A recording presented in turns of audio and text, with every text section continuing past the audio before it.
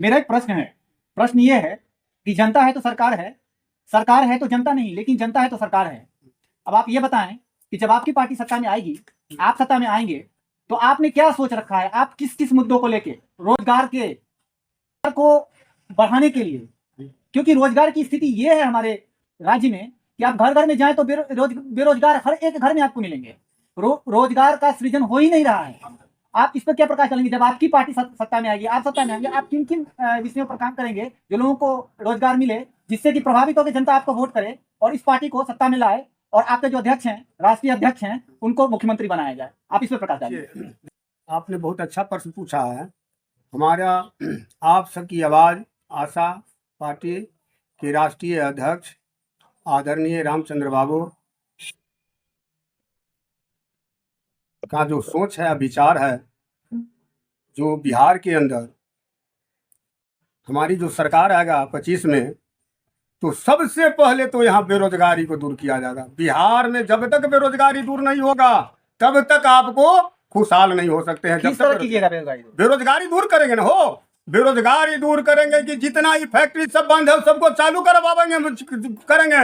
और उसके बाद हर एक विधानसभा में, हर एक बाजार में, हर एक शहर में ऐसे ऐसे फैक्ट्री खोला जाएगा जिसमें 2000 4000 लोग मजदूरी करेगा।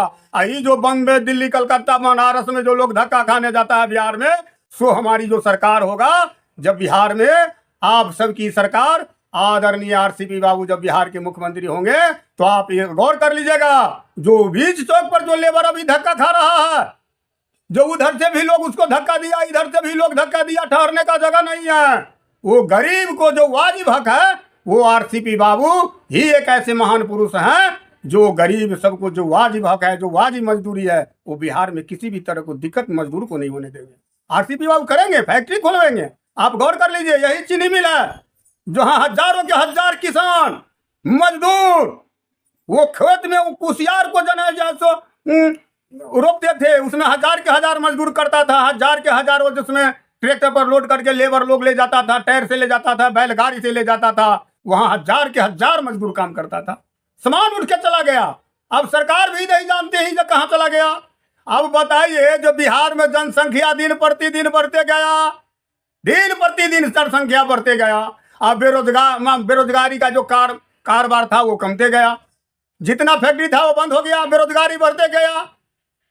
आप लोग सत्ता पक्ष वालों से पूछने का काम कर रहे हैं कि वो फैक्ट्री क्यों बंद हुआ और उसका जो मशीनरी था कहाँ गायब हो गया? अब बताइए, आप तो पूरा बिहार देख रहा है, जो फैक्ट्री बंद हो गया, सामान चला गया।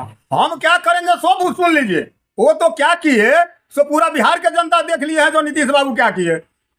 हम क्या करने जाएंगे? हमारे आदरणीय आरसीपी बाबू की क्या सोच है, हमको उस पर काम करना है। हमारे आरसीपी बाबू की सोच है कि जब आशा पार्टी की सरकार बिहार में आएगा, तो आप गौर करके देखते होइएगा, आप ब्लॉक पर चले जाइए, आपको ब्लॉक पर वृद्ध लोग लाठी ले लेके, वो एक दिन के काम में वो 4 दिन आते हैं। कभी वो राशन कार्ड बनाने के लिए, या मान लीजिए पेंशन को, वृद्धा पेंशन को कागज को ठीक करने के लिए, आधार कार्ड को ठीक करने के लिए, वो धक्का नहीं खाना पड़ेगा। हमारे आदरणीय आरसीपी बाबू जब बिहार के मुख्यमंत्री होंगे, तो उसको घर पर जाकर कर्मचारी, घर पर जाके आपको कर्मचारी सारा बीमारी को दूर करेगा। आपको चाहे वो आधार कार्ड बनाना हो, चाहे वो पेंशन वाला कार्ड बनाना हो, और चाहे मान लीजिए आपको जो है सो राशन कार्ड में नाम जोड़ना हो, जो भी काम होगा वो आपके घर पर होगा। उसके लिए कर्मचारी जाएगा, वो लोग को रोड पर धक्का नहीं खाने पड़ेगा। इस बात को गौर कर लीजिए। दूसरी बात है कि बेरोजगारी जो बढ़ गया है, उसका एक और कारण है। कारण क्या है कि जितना भी 5000 लेबर उसमें काम करता, हम बहुत गौर से नीचे से देखे हैं, और सब लोग देख रहे हैं कि 5-5 हजार जहां मजदूर काम करता, वहां तो मशीन आ गया। तो एक तो मान लीजिए जहां 5000 मजदूर करता था काम, आज से 4-5 वर्ष पहले वहां मशीन आ गया, तो मशीन आ गया तो 5000 आदमी का बेरोजगारी हो गया। तो अब बताइए, जो हर एक विधानसभा में 2-4-5 हजार का बेरोजगारी हो गया, तो कितना लाख लोग बेरोजगारी हो गया।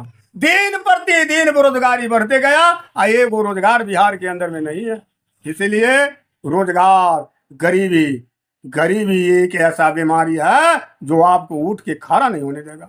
और गरीबी, ये सरकार बताइए नहीं, अंग्रेज वाला शासन है ना, हो ये सब रंग का मिस्त्री, जो हम आपको 5-7 रंग का कारीगर को बता दिए, लोग रोड पर धक्का खा रहा है आज के डेट में, उसको ठहरने का जगह नहीं है। तो बताइए, एक तो गरीबी के कारण हम रोड पर बिकने के लिए गए, और उस बिकने में भी लोग हमको धक्का खा रहा है, इसलिए कुछ तो दुकान के आगे में हम साइकिल लेके खड़े हैं।